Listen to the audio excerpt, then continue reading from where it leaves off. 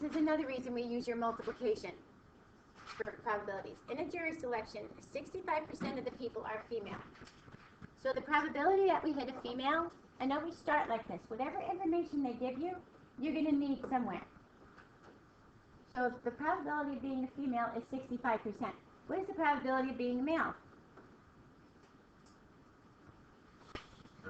35%. Okay. Of these 65%, of that 65%, talking about your females, 1 out of 4 of your females works in a health field. So the probability of working in a health field is 1 out of 4. What, if we reduce that to a decimal, what's that? 25. 1/4 is worth 25%, 25 cents. Okay, so we know a probability of being a female. We know of those females, 1 out of 4 of those females works in a health field. That's what it's telling us. Okay.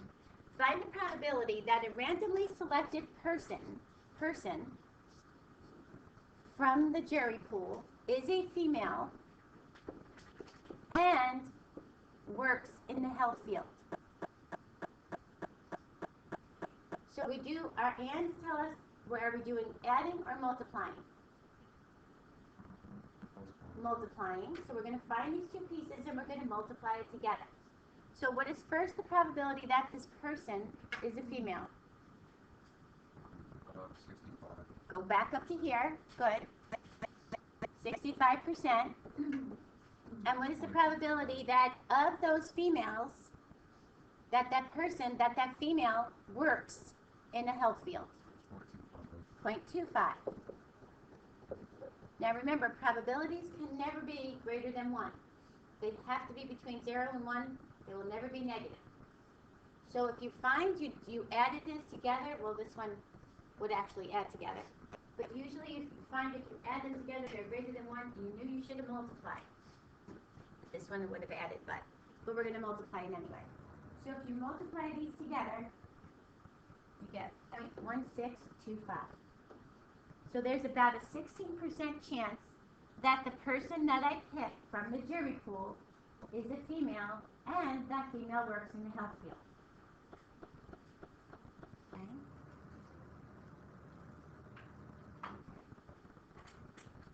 Find a randomly selected person who is a female and does not work in this health field. Well, is this event unusual? It's about 16%. Let's call it 16%. Is that an unusual percentage? Remember what we said our cutoff was going to be for unusual? 5%. Oh, yeah, 5% is the unusual. If it's less than 5% or greater than 95. So is this less than 5%? So this is not unusual. Not unusual that I will find a jury person who is a female and works in the health field. Who is a female health worker, basically. It has to happen, and have to happen at the same time. Find the probability that a randomly selected person is a female and not a health food worker. So let's, a health field worker. So let's go back up to this part. If the person does work in the health field, we have 25%. If the person does not work in the health field, what percentage is that? 75%. This is the complement case. So first we needed to find out what that probability was. So a female, 65%, and not in the health field, 75%. 25% is in the health field, 75% not in the health field. So if we multiply this, we get 0.4875, about 49% chance that the person that I picked is a female and does not work in the health field. Think about this logically. More than half of your people are females. Only 1/4 of that female population works in the health field area. So the probability that I get a female is strong. That they do not work in the health field is strong. So that probability is going to be a lot higher than the other one. Does that make sense? Yeah? Okay. God bless you. If it doesn't, I want you to stop me, because these are always tricky. God bless you. And this is not unusual either. All right. Let's do a couple of these together. Let's hit a couple of these guys together. Look at page 152.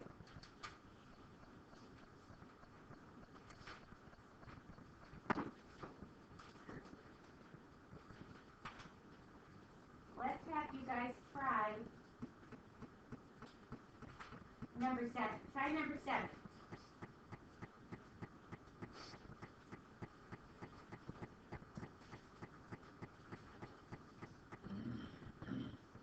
So the probability that a randomly selected student is a male, given the fact that the student is a nursing major. Now, when we use a given, this is the one that comes first. So the student is a nursing major. These are nursing majors. Circle this. Or just put your finger over that part. So that's the only part you're going to look at to get this answer. Because this is a given that matters. So the probability that the selected student is a male, 94 over what? 819. You can't come out of that circle. If you leave it like that, or flip it to a decimal. 3 decimal positions. The probability that a randomly selected student is a nursing major, given that the student is a male. Now I'm looking at this green circle here. Given the fact that it is a male, the student. I can't go out of that circle. So a nursing major, 94 out of 1198. And I put this in there and I get 0.078. The probability that a randomly selected student is a nursing major and a male. So what am I looking for?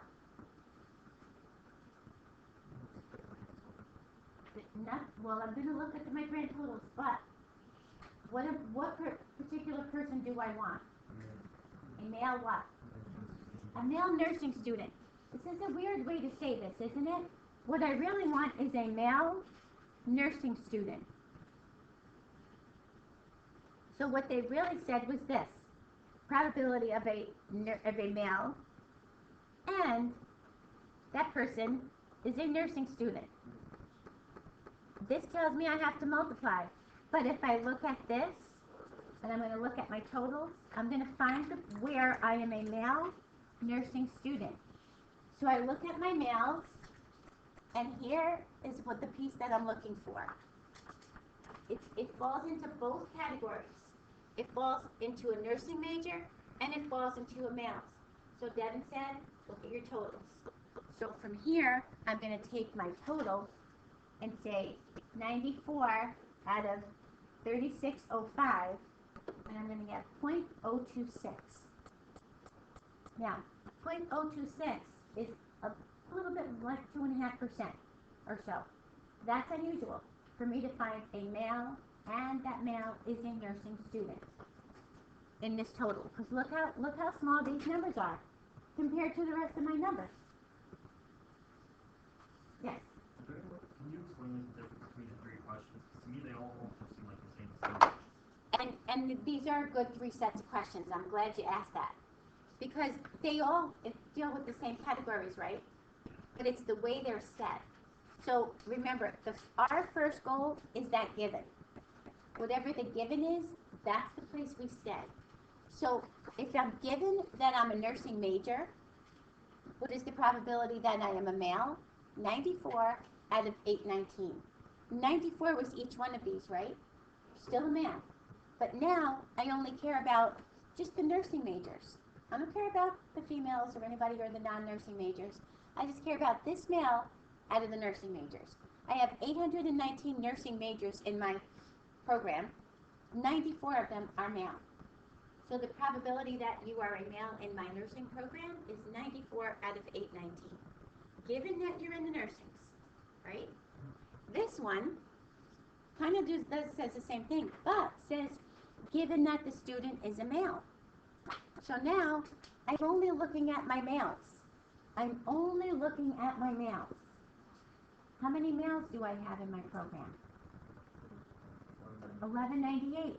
Out of those 1198, how many of them are nursing majors? 94 out of 1198. And this guy kind of combines it all. It says, I want to be a male, and I want to be a nursing major. So I am in this row, I am in this row.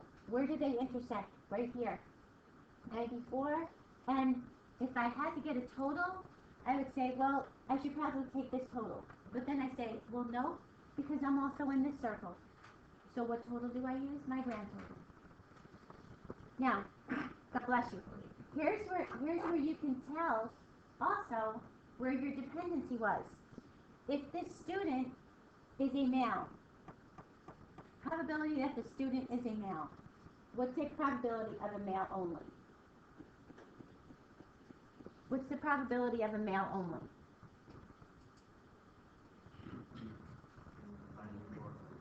Of a male anywhere.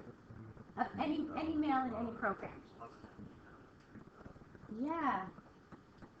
So if I'm only looking for my male, I am 1198 out of 3,605. Okay, if I'm looking for a female, I am 2,400 out of 3,605. That's when I'm using my totals.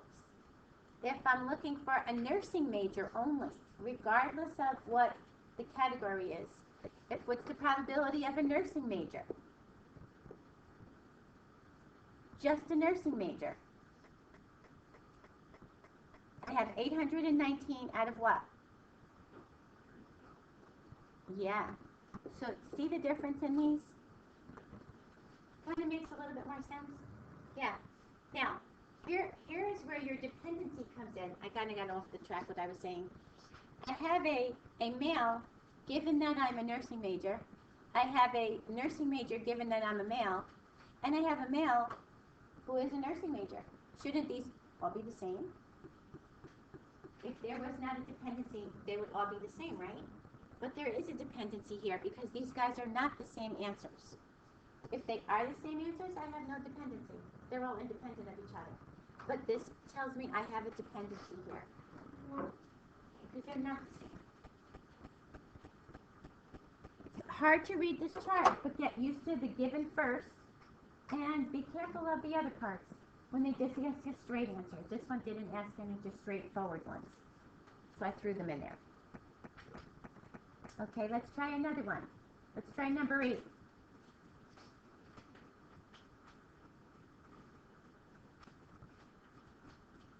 Let's try number 8. Number 8 has a chart, men, women, and we're looking at people who make who save less than 1 month's worth of income, people who save 1 or more months' income. What does it tell us? I didn't write the whole thing down. It shows the result in a table in which 142 females and 142 males, 145 males, females, blah, blah, blah, were asked if they had at least 1 month's savings set aside for emergencies. So they categorized it as less than 1 month's income, more than 1 month's income, or more. So here's our total males, 145. Here's our total females, 145. So first, before we even look at this, what is the probability of being a male? 142 over what? What is the probability of being a female? 145 over 287. Should these not equal 1? Should they equal 1? Yeah, they should equal 1, right? Because that's all I have in my thing are males and females. If I added them together, this would be 287 over 287. they would be 1. What is the probability of saving less than 1 month's income?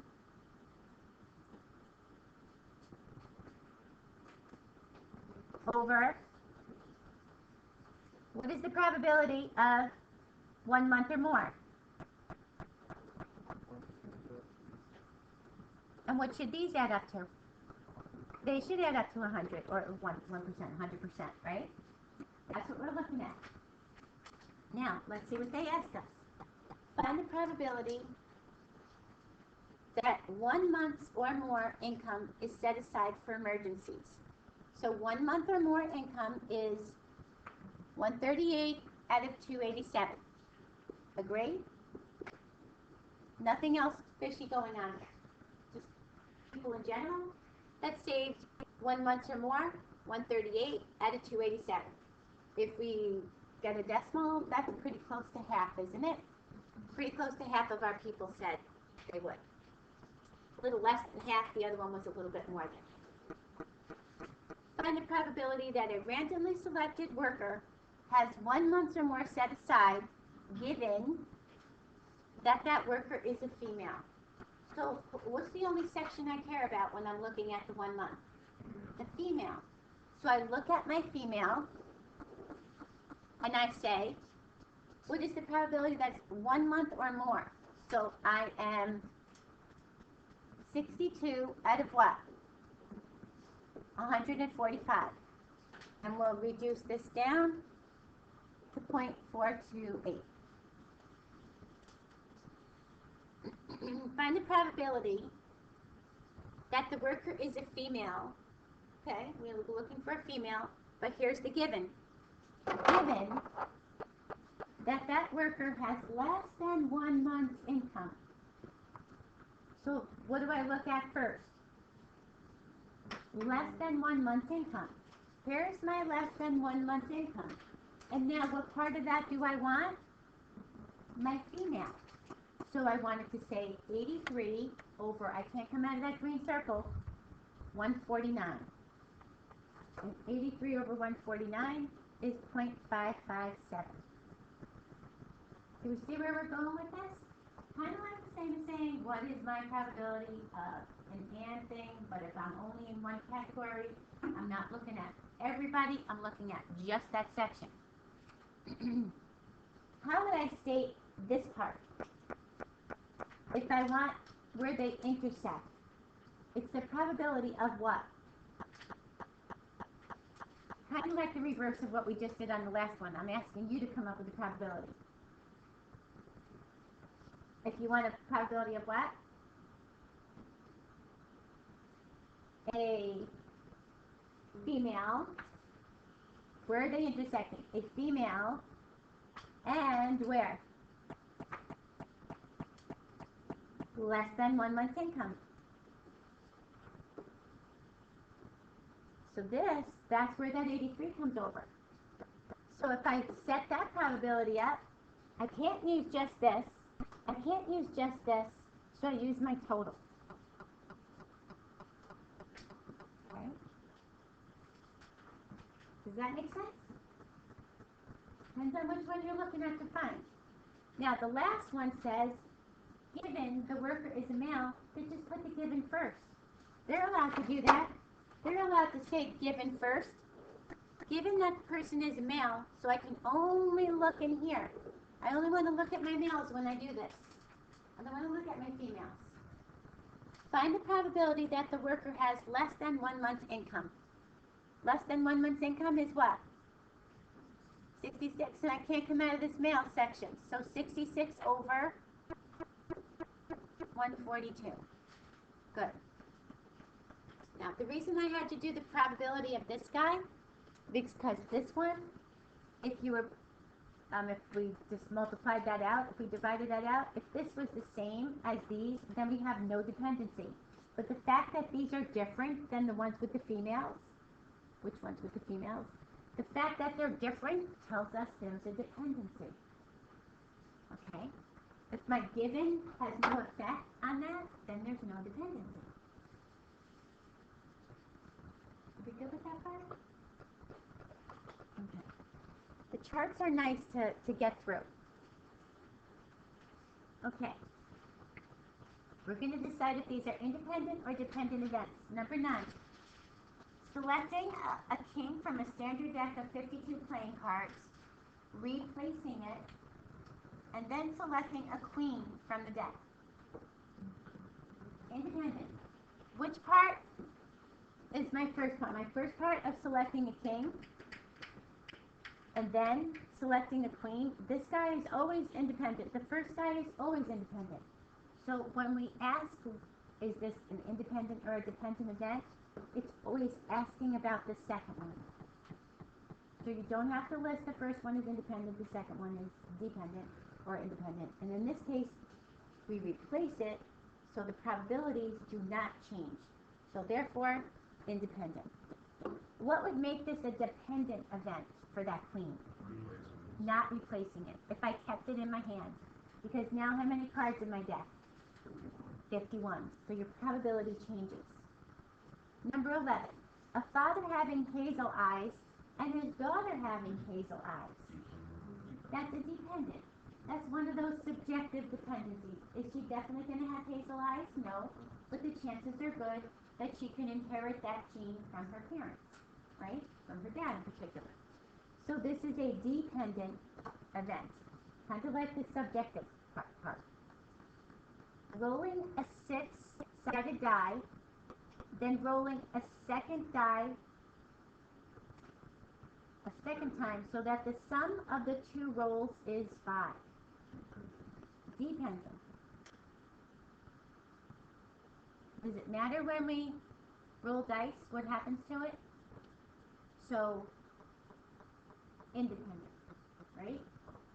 Does the probability of your dice change? I'm going to show you a little tricky thing. Now, stay with me on this one first. We said rolling a dice doesn't change it. It should be dependent. But what are we asking for? For a sum. So does the sum then mean rolling your 2 dice is independent? We got that part.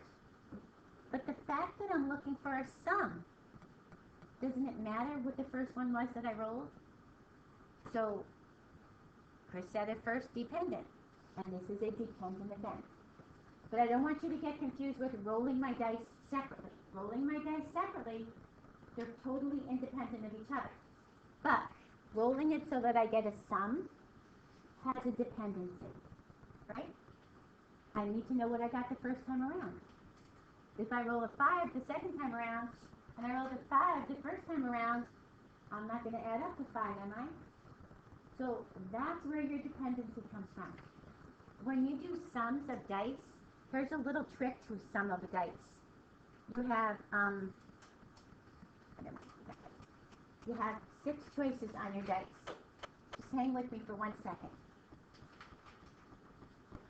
6 choices on your first dice, 6 choices on your second. So when you take the sum, you're going to add it.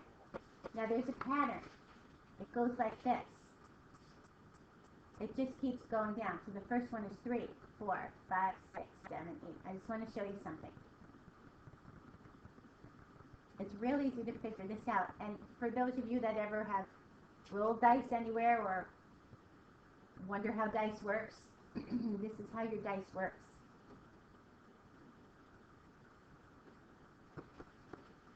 So when I'm looking for a sum to be 5, here's my sum of 5, right? Isn't there a little dependency on what the first one is versus what the second one is? They're just not 2 random independent rolls. That's why this is a dependent set of probabilities.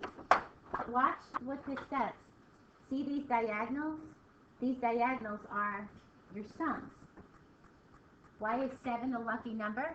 7 has the most possible sums, doesn't it? 7 has 1, 2, 3, 4, 5, 6 times it could be rolled. So 7 is just not a lucky number. The probability of rolling a 7 is the highest you can be. 6 times 6 is 36. A sixth of the time you roll a 7. So when they say lucky 7, it's not just lucky, it's the highest probability of rolling that sum. Sometimes they say 7 or 11. I don't know why they say or 11. And 11 only has a 2. probability in there. 2 out of 36. Remember, our counting principle, 6 times 6. So just so that you kind of see that. The die itself is independent when you roll it, but getting the sum has a dependency. A study that found that people who suffer from moderate to severe sleep apnea are at an increased risk of having high blood pressure. You have two events. You have moderate to severe apnea, and you have high blood pressure. According to what this says, is it dependent or independent?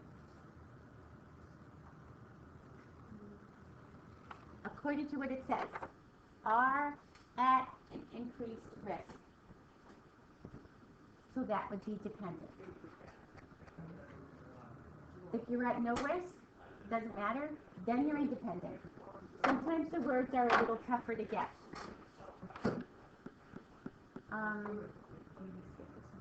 I want to go to this guy, this brachygene one. If you take a look at number 21. Okay, 21. 21 says the brachygene. They kind of give you a little chart for this too, where they overlap.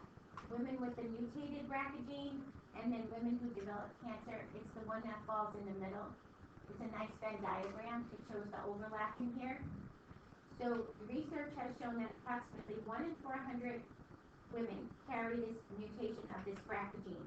About 6 out of 10 of those particular women will develop breast cancer. Find the probability that a randomly selected woman will have the gene and develop breast cancer. So the probability that they carry the gene is what? 1 out of 400. The probability that they develop breast cancer is 6 out of 10. And you're just going to multiply them. This says multiply. It just gives a little dependency in here. Good. Let's just hit a couple of these guys, and then I will feel better that you understand this. In a sample of 1,000 adults, 180 dine out at a restaurant more than once a week. 2 adults are randomly selected without replacement. Once I get that adult there, I put them to the side. So what's it going to do to my probability? They're going to change, right? I'm going to be one less person that I have to choose from. So is this a dependent event or an independent event? Dependent. Okay. Find the probability that neither adult dines out. So the probability that they dine out is, and they kind of made this a nice, the probability that they dine out is 180 over 1,000. So therefore, just flip this to a decimal. And you actually don't need that decimal. The probability that they do not dine out, therefore, is what? 1 minus this. So 0.82. We got that so far? Probability that they dine out is 18%. Flip it to a decimal. Okay, just so that you kind of see this. The probability that they do not dine out is this. Now, when you're doing your probabilities, you're going to have to keep it here, but I just want you to kind of see it for now with the decimal.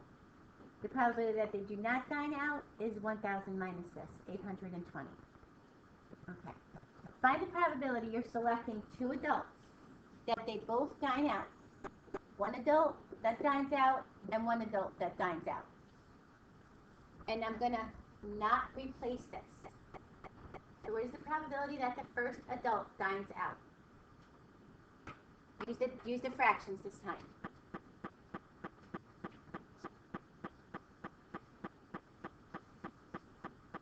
$180 out of what? 1,000. Now, I keep that person, I put him over here. How many more do I have to choose from now? 999. And I chose that one person that likes to dine out. So how many more people do I have that like to dine out? 179. When you do this, you have to use the fraction. one you don't replace, you can stick with the decimal. But the decimal is good just so that you kind of get a feel for who's dining out, who's not. Find the probability, and you're going to multiply those guys, right? Multiply them right in your calculator. This should be a pretty high number, right? This should be a pretty good number. Not a really high number. Actually, not really high at all. About 3%, because most of your people don't dine out. Find the probability that neither dine out. How many people do not dine out out of my 1,000 people? 820. So these just mean reset them back to 1,000. So we start like this. Now, if I take that person and I put him over here, how many more people do I have to choose from? 999, and how many? 819. What am I going to do to these? I'm going to multiply them. This one should be the high one, right? Find the probability that at least 1 or 2 adults dine out more than once a week. So, remember this at least problem? Guys, give me 1 minute for this. Remember this at least problem? The at least says the only thing I don't want is when they both don't dine out.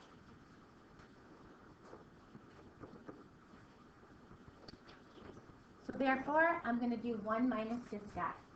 This is called my complement. So 1 minus this guy is 0.328. And do we consider this unusual? This one was about 0.03 something or other.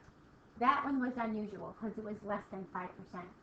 The 5% kind of goes back to your normal curve type thing where they both added up to 5, so they just give 5 as kind of a general thing. 5% is our cutoff on the low end, 5%, which would be bigger than 95% on the high end.